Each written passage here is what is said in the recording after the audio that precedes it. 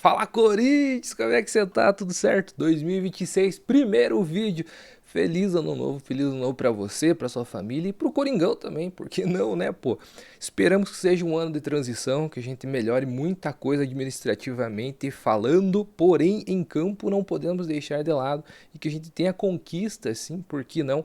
Assim como foi o ano de 2025.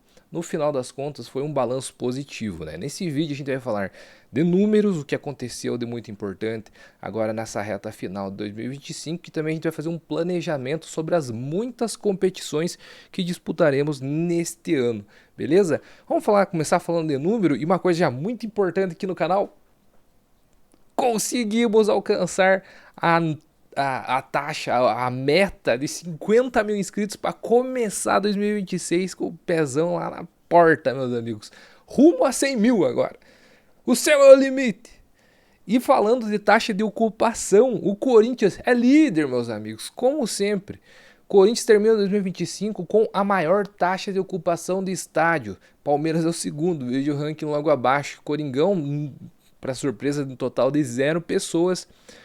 Conseguimos uma taxa de ocupação excelente para as condições financeiras da população, para dificuldade, locomoção, para o que o Corinthians entregou no Campeonato Brasileiro, que foi um ano medíocre, terminamos na 13ª colocação, nas Copas foi excelente, porém 38 rodadas foram de sofrimento no Campeonato Brasileiro e mesmo assim a torcida corintiana estava lá presente.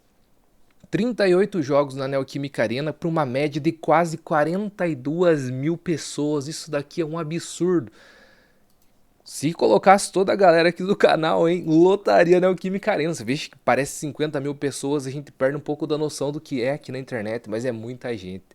E cara, o Corinthians só não tem um número maior porque muitos desses lugares que não foram completamente lotados na temporada são de cadeiras muito mais caras no setor oeste. Imagine se nós estivéssemos mais lugares atrás dos gols, com ingressos a valor popular, com certeza uma média, um estádio que suba para 60 mil lugares como um todo, a gente conseguiria ter uma média de 55 mil pessoas facilmente tendo esses novos lugares populares também. Então a taxa de ocupação de 86% na América do Sul, baseado em todos esses contextos que eu acabei de falar aqui, é sensacional. Vamos colocar comparação aqui, por exemplo, ao São Paulo, que tem um estádio aí para 60 e poucas mil pessoas, com uma média de 32 mil pessoas, um pouquinho mais de 50% de ocupação. Isso daqui é terrível, né? Terrível. O Santos, por exemplo, que tem uma taxa de ocupação alta, mas a gente está falando de 15 mil pessoas, também no estádio muito mais reduzido. O Flamengo, que tem a possibilidade de colocar muito mais gente lá também, colocou 51 mil pessoas. Eu tenho certeza absoluta que o Corinthians ultrapassaria essa meta caso a gente tivesse um estádio com mais capacidade. É isso, meus amigos, sensacional. Torcida do Corinthians fazendo a diferença como sempre fez na nossa história, e isso não é de agora. Vai falar, mas é porque o Corinthians foi campeão nesses anos, nesse ano aqui. Não, nada disso, meus amigos. O Corinthians consegue uma sequência inédita de 11 anos consecutivos. A gente está falando desde 2015, registrando média anual acima de 30 mil torcedores no estádio. Então não é de agora. Essa taxa de ocupação da Neoquímica Arena sempre foi altíssima e tendo um time cada vez mais forte, consequentemente a gente teria mais apoio ainda e rendas muito maiores também. Sendo o único clube brasileiro a conseguir tal feito, ou seja, passar mais de 11 temporadas com essa média elevada. É o Corinthians, meus amigos. Inclusive, a gente está falando de ser campeão brasileiro em 15 e 17, porém esse gap que a gente teve de 17 até 2025 sem título nacional mostra o poder da nossa torcida, não apenas em grandes momentos dentro de campo. Beleza?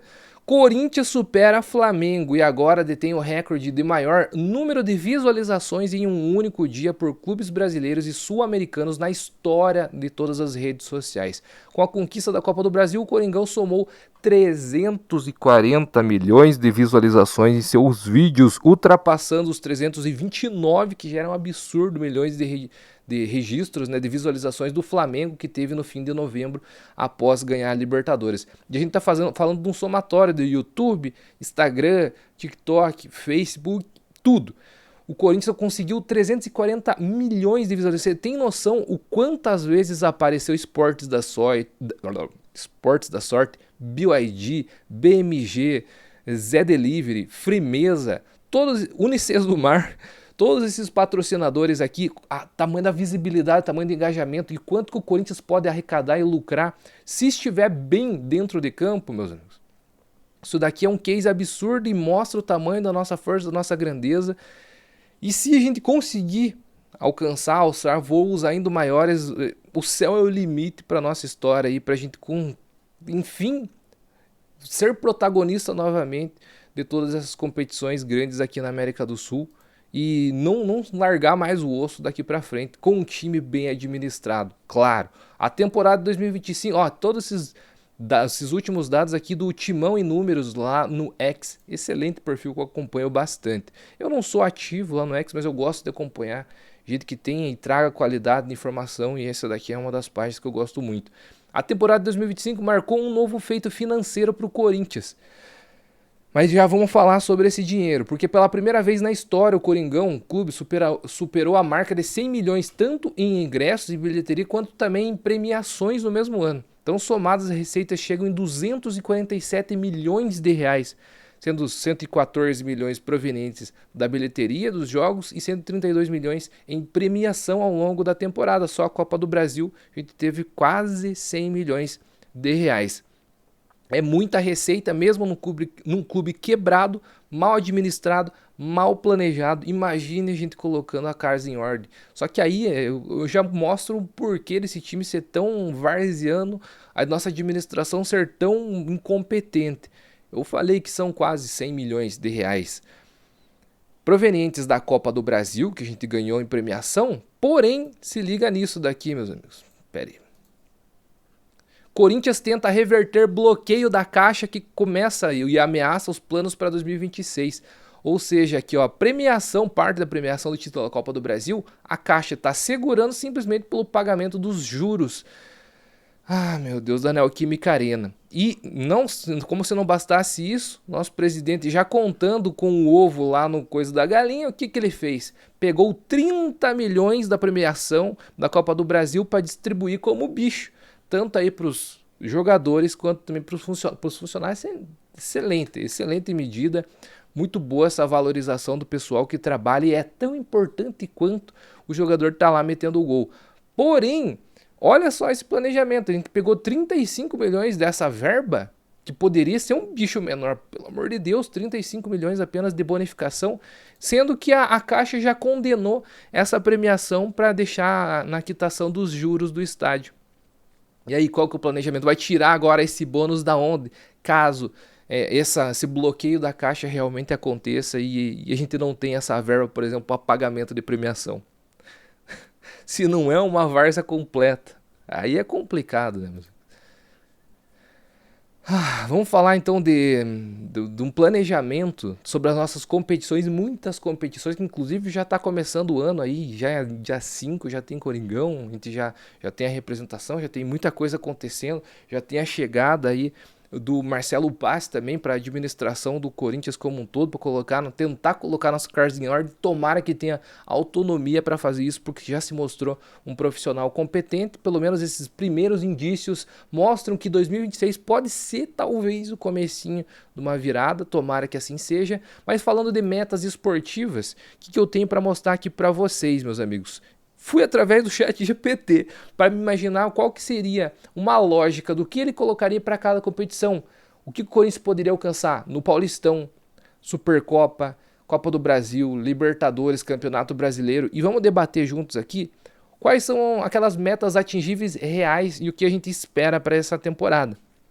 Campeonato Paulista. O ChatGPT falou aqui, meus amigos, que a meta para o Corinthians seria uma semifinal ou uma final, sendo o título o objetivo, mas não a obrigação. Você concorda ou não com isso? Eu acredito que uma semifinal com certeza é uma obrigação do Corinthians chegar e disputar o título seria uma consequência do que viria aí pela frente. Vai ser um Paulistão mais reduzido, talvez no início a gente não tenha o time principal com as nossas peças realmente completas ali, porém começando o mata-mata é obrigação sempre do Corinthians bater pelo menos uma semifinal final para ser campeão. O que você acha? Vou colocar aqui embaixo, Paulistão, tracinho, o que você imagina para essa temporada. Depois, inclusive, a gente pode ver, voltar aqui e ver se a gente bateu ou não essas metas. Supercopa do Brasil, qual que seria basicamente o planejamento? A gente já tá numa final, né? Obviamente, é um jogo único contra o Flamengo, onde claramente a gente não pode ser hipócrita de falar que a gente não é favorito por conta da qualidade do time do Flamengo. Infelizmente é isso. Só que é um jogo único. Campo neutro, meio a meio, de torcida. E falando meio a meio de torcida, obviamente a gente já leva vantagem. A Fiel é um absurdo, né? Com certeza vai engolir os caras na arquibancada lá. Porém, obviamente o título, ser vencedor nesse jogo decisivo aqui da Supercopa, ainda assim é um 60-40 pro Flamengo, na minha opinião. Se a gente for campeão, ganhar dos caras lá, sensacional também. Coloca aqui embaixo, a obrigação ou não do Corinthians ser campeão dessa Supercopa do Brasil contra o Flamengo. Aí a gente vem para um tema muito sensível, Libertadores. A gente nem imaginava chegar, tá lá na Libertadores por conta de Campeonato Brasileiro se mostrou uma ineficiência absurda, que poderia ter um G8 caso, por exemplo, avançasse ali Fluminense e Cruzeiro, que eram os favoritos na Copa do Brasil, acabou avançando Corinthians e Vasco, os dois azarões, e acabou não tendo esse G8. Aí São Paulo, ó, não teve G8, Coringão foi para Libertadores e aí estamos nós, caímos aqui no sonho, a realidade é essa, a gente acordou e continuou sonhando. Sim, vamos disputar a Libertadores nesse ano. Mas até onde que a gente pode chegar? Aqui o ChatGPT mandou que o alvo do Corinthians seria pelo menos umas oitavas de final como mínimo, e um sonho realista seria umas quartas de final da Libertadores. Esse já seria tipo, digamos que uma participação não vexatória, algo que não deixaria a gente satisfeito, porém, como é que eu posso dizer? Pô, vai lá, fez uma campanha digna. Quartas de final seria esse o objetivo? Eu acho que um sonho poderia ser até mais ousado. Um sonho seria uma semifinal e uma quartas de final seria meio que uma obrigação pro Corinthians. Chega de oitavas de final, né? E muito menos eliminação em fase de grupo. Claro, pode acontecer algo terrível da gente pegar um grupo dificílimo e a classificação para a fase de mata-mata já seja algo sensacional? Pode ser. A gente vai ver ainda logo para frente. Inclusive, se você não viu o vídeo que eu falei, montei hipóteses do que podem ser a nossa chave de grupo, ali os nossos adversários iniciais na Libertadores, confere aqui em cima. Eu vou deixar no izinho aqui, card aqui em cima, os links na descrição para você acompanhar. Eu fiz ali um balanço do que poderia ser grupo da vida e grupo da morte na Libertadores. Concordam ou não aqui com o ChatGPT? Oitavas de final mínimo e quartas de final algo digno? Não sei, eu seria um pouco mais ousado aqui, mas dá para entender porque a gente não tem elenco e a gente chegou num sonho completo nessa competição. Copa do Brasil, onde a gente aí por muitos anos seguidos, 4, vem batendo semifinal, 2 finais entre meio e conseguimos o título agora recentemente. O que é a meta realista aqui do ChatGPT? Chegar numas quartas ou semifinal. Semifinal no máximo e quartas de final sendo uma meta segura. Concorda ou não? Sendo que a gente já conseguiu bater 4 semifinais seguidas, mesmo nessa oscilação, e refazendo o time, e tendo um time só de veterano, e tendo um time de acomodado, enfim, a gente conseguiu. Não acho também um completo absurdo caso a gente coloque isso daqui como uma meta real. Eu não quero ser um lunático imaginando que a gente vai chegar novamente numa final e bater campeão de novo, com todos esses problemas que a gente vem enfrentando. Mas quartas de final é uma meta segura mesmo e semifinal seria um objetivo máximo. E aí, deixando o Coringão chegar, você já sabe. É complicado para os times, para qualquer time, em qualquer circunstância, mesmo se os caras forem favoritos, como foi contra o Cruzeiro. Deixou chegar, meu amigo, é o Coringão. Então, se chegar, se colocar como objetivo uma semifinal, a mesma mesmo critério para Libertadores. Se deixar chegar lá na frente, o Coringão é complicado, embaçado. E aí a gente pode fazer valer a mística e, sei lá, tirar de onde não tem para conseguir um título ou uma final. E Campeonato Brasileiro, talvez aqui que seja o mais difícil, porque em Copas, vai lá, a gente tem a motivação específica e momentânea.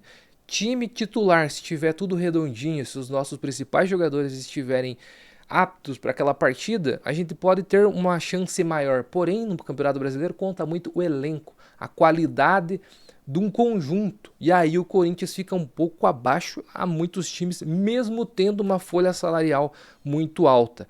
Inclusive agora não renovando com algumas peças que ganhavam muito e não eram tão úteis para a nossa equipe, para a gente conseguir ter resultados superiores, talvez agora a gente fica mais ok, porque quando a gente via uma folha salarial como a terceira maior do Brasil, o que a gente já imaginava automaticamente? Tem que ser um top 3 ou top 4 no Campeonato Brasileiro. Reduzindo um pouco isso, talvez a nossa realidade a gente já consiga ter uma visão, um norte mais realista. E aqui nessa onda, nessa análise da IA, o que ela imaginou para o Coringão, um 6º a 8º lugar visando um G6 como um desempenho máximo na competição. Se a gente conseguir isso, seria um ano interessante ou não? Recapitulando, o que a IA mandou para nós? Campeonato Paulista, a meta realista semifinal e a meta ambiciosa final ou título. Supercopa do Brasil, claro, já está, né, disputando o título, no mínimo do mínimo não fazer vexame, disputar o título sendo um jogo duro e a meta ambiciosa sendo campeão. Libertadores, a meta realista passada pelo menos da fase de grupos indo para oitavas e a meta ambiciosa quartas. Copa do Brasil, entre quartas, semifinal ou final como meta ambiciosa e um Brasileirão top 8, top 6. O Corinthians passando por uma reformulação, conseguindo minimamente arrumar a casa e talvez, se tudo der certo, uma intervenção judicial para aí sim passar tudo a limpo, o Corinthians conseguir ter um norte mais claro do que pode ser essa reconstrução para os próximos anos. Se o Corinthians desportivamente fizer isso daqui, você vai se sentir satisfeito ou não? Comenta aqui embaixo. Num ano que talvez a gente não vença títulos, mas chegue em fases mais agudas e faça um Brasileirão justo. Você vai ficar satisfeito ou não? Comenta aqui embaixo. Eu quero saber a sua opinião, se a gente vai erguer alguma taça, algum caneco nesse ano, ou vai ficar aí naquele ano tenso, medíocre até o final de dezembro. Eu torço em muito além do campo para que a gente consiga essa reestruturação administrativa que seria talvez a nossa maior conquista em 2026. Deixa aqui embaixo nos comentários, eu quero saber a sua opinião, já que a gente tá falando dessas metas esportivas aqui, que vai ser bem interessante a gente pegar esse vídeo daqui 12 meses e ver se a gente conseguiu ou não. Eu vou pegar esse mesmo vídeo aqui, que é interessante, né, a gente fazer uma análise, um react depois. E comenta aqui embaixo que eu posso ver se o seu comentário bateu com a realidade ou não daqui 12 meses. Meus amigos, forte abraço, que seja um ano excelente para você aí na sua vida pessoal, na sua vida profissional e principalmente na nossa vida de Coringão, que nos pauta, nos move, nos motiva a cada semana. Caso o Corinthians estando bem, a gente consegue, parece que levar as coisas mais difíceis com maior tranquilidade, não é verdade? Faz muita diferença na nossa vida esse time aqui, cara. É tenso, cara, é difícil, mas não tem o que fazer. Por isso que a gente ama tanto esse time aqui, porque ele realmente faz parte da nossa vida e tá com a gente em todos os momentos. Feliz 2025 para você, para sua família e pro Coringão. Até a próxima. Vai Corinthians e se inscreve no canal, que agora a gente tá rumo a 100 mil inscritos. A gente já ampliou o estádio aqui. Cabe mais do que 50 mil aqui no canal. Falou, tamo junto, meus amigos.